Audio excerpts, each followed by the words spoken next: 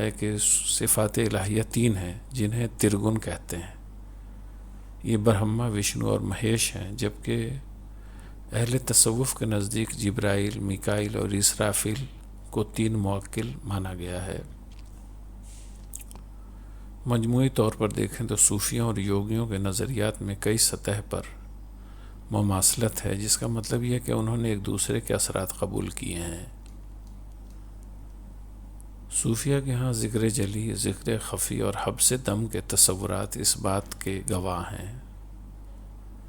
تصوف اور یوگ کے الفاظ جس قدر پرانے ہیں اس سے کہیں زیادہ قدیم ہے ان دونوں کے درمیان کا رشتہ.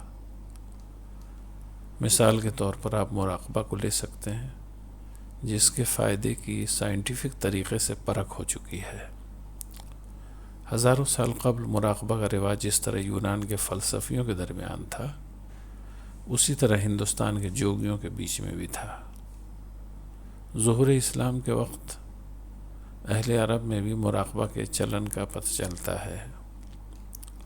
آج ہندوستان، پاکستان سے لے کر کے یورپ اور امریکہ تک اس کا رواج ہو چکا ہے، اور یورپ میں تو سالانہ اربوں ڈالر کا اس کا بازار ہے. بڑی بڑی کمپنیاں اپنے ملازمین کی قوت کارکردگی کو بڑھانے کے لیے یوگا کے ماہرین کی مدد لے رہی ہیں.